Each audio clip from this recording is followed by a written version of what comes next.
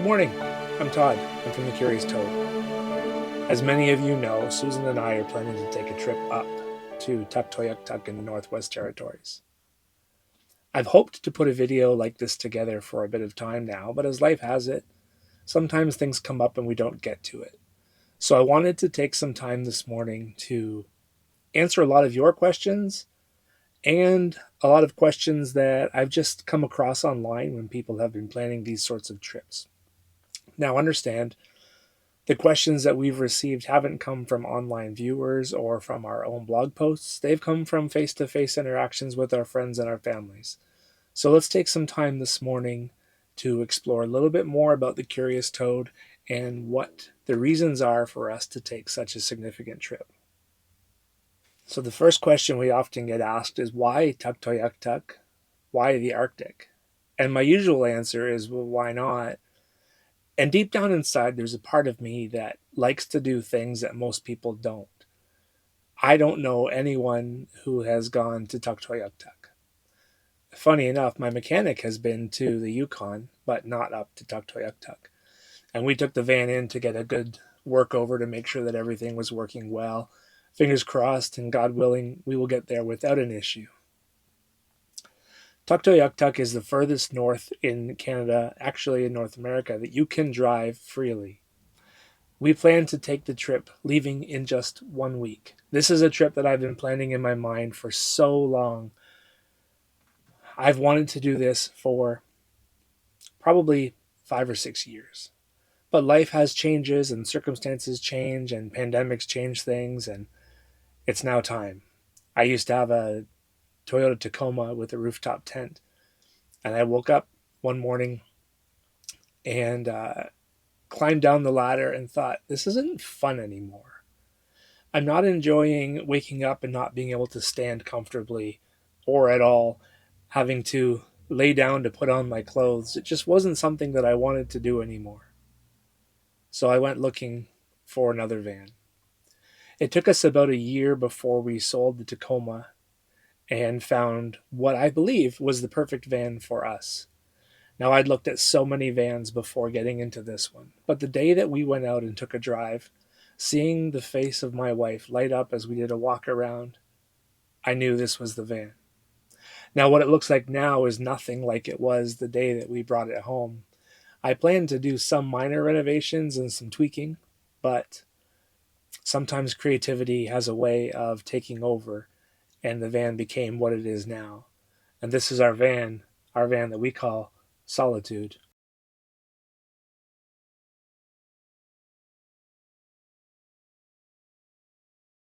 Tuktoyaktuk wasn't accessible to car traffic until 2017 when they built the highway all the way up from Inuvik up to the ocean. Since then, many travelers have made their way from the southern parts of Canada into the northern parts of BC and into the Yukon and all the way up to the ocean. We will become two of those people to reach the Arctic Ocean. Another question we get asked is, why are you going to the Arctic in the summer? Well, I don't want to go in the winter. That's pretty much as simple as it is. And this summer, it is exceptionally hot in southwestern Ontario. Yesterday, with humidity, we reached, I think, 46 degrees, 42 degrees, well over 40, and it just wasn't okay. So heading up to northern Canada in the summertime seems like the perfect opportunity. Why drive instead of fly? Well, driving is the adventure. Tuktoyaktuk is the destination, but that's not the trip. The trip is the experience from the time we turn the key around 4:30 next Thursday afternoon until we get home a month later. This is going to be epic for us. This will be the first time that we've done anything nearly so big. We've been blessed with other trips, like the trip to Croatia we took last year, the trip to Amsterdam we took 2 years ago. We took trips out to New Brunswick and Maine and New Hampshire. But this trip is a different breed completely. This is an extended road trip to parts unknown for us. I've long dreamt about this trip in terms of spending time in the Yukon. That's really the trip for me. Being able to sit in the Tombstone Mountains in complete silence on crown land where we can just park Solitude and experience solitude. That's what I'm looking forward to. And I think together with Susan, that's the trip that we're really looking forward to. Why now? Well, now just happens to be when we can. This wasn't in 2026 we're going to go. It was a culmination of events that led us up to this point. So now seems like the perfect time because now is the perfect time for everything that we get to do. Is this a vacation or something more? Well, this is actually a working vacation for us. First and foremost, it's a road trip. It's a time to unplug from work. It is a time to get away from the daily grind. Now, we're still going to be doing some work. I'm still doing some sales and some writing work. Susan is still doing some therapy with some clients. But this is a vacation first and foremost. How long will the road trip take? Well, according to Google Maps, we're looking at about a 72 to a 76-hour drive one way. Now, if we were ambitious enough, we could do it in about 3.5 days of back to back driving. I'm not so sure we'll do that, but that's a possibility. And if you think about it in that terms, we're only, 3.5 days from the Arctic Ocean. That's pretty crazy. How many kilometers is it? Well, it's just shy of 6,700 kilometers one way. So we're looking at doing about a 14, 15, 16,000 kilometer trip, depending on the routes that we take. We are planning to go through the States originally. We're looking to cross over in Windsor and then cut across some of the northern US states until we get to Saskatchewan, cross back in, and continue our way up through through Saskatchewan into Alberta, into BC at Dawson Creek, up into the Yukon, and then the road kind of dips back and forth between the Yukon and BC, and then across to Northwest Territories and up to the ocean. Are the roads paved? Not all of them. There's about a 900-kilometer stretch that's all gravel. We look forward to that. It should be a good time to really shake up the van. Did you make reservations? Do you have everything booked? We have booked nothing. Nothing at all. This is a trip, this is an experience where we're just going to fly by the seat of our pants. The best part about having a van like Solitude is being able to just park it wherever there's a spot to park. Northern BC, parts of Alberta, the Yukon, Northwest Territories, they all have places called Crown Land. And Crown Land is where you can stay on government owned land for up to 2 weeks without permits, without any payment. It's just a free spot to use the natural lands that Canada has to offer. We will be doing some activities while we are away. We'll probably go to tourist hotspots like Banff and take a gondola up to the top of a mountain. We'll probably hit up one or two hot springs along the way.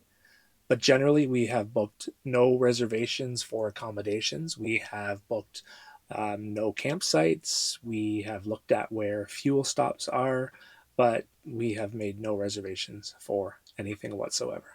Do you have a schedule? Roughly, yes. We know that we have 32 days from the day we leave to the day that we have to be back to go back to work on the Monday. But by and large, no.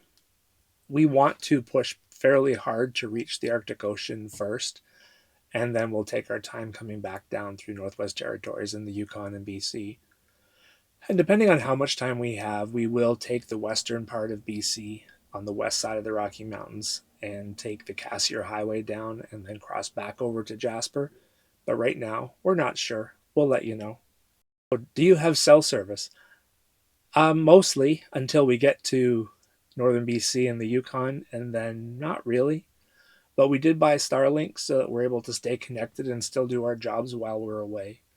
This isn't going to be a full-time job while we're gone. This is more for emergencies, more for support in navigation and making sure that we can do a few work projects along the way because we do have to pay for this trip.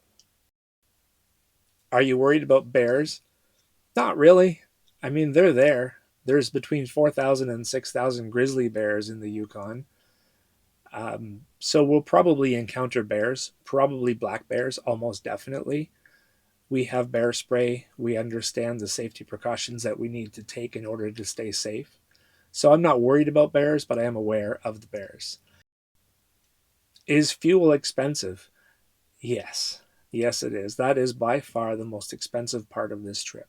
This isn't a trip that's going to be cost effective by any stretch. This is a trip that will cost us to get where we're going, but we planned for it. This has been in my mind for many years, as I mentioned, and we've been saving for quite a while, mostly for fuel. Because right now, gas prices in southwestern Ontario are sitting between $1.50 and $1.60 a liter. When we hit the Yukon, we can expect to spend upwards of $2, even as high as $2.50, maybe even $2.60, depending on which podcast or which video I've watched recently. So fuel prices are significant, and in a van, you don't have the best fuel economy, so it will cost us. And that's about everything I can tell you right now about the trip, where we're going, how we're going to get there, and what we hope to experience along the way. Vast vistas, mountains, prairies, the lichens, the mosses, the reds and the oranges and the yellows, the gray of the Tombstone Mountains, the turquoise of Lake Louise, and the pingos up in Tuktoyaktuk. Maybe we'll get into the Arctic Ocean. I keep saying that I want to go for a full dip in the ocean. I'm not so sure. I don't like cold water, but we'll see. I hope I do. We'll be posting the odd live video as we hit the Arctic Circle, as we hit Northwest Territories, as we hit the Arctic Ocean. Pending connection on Starlink, it should be okay. We will see, but it will be wonderful.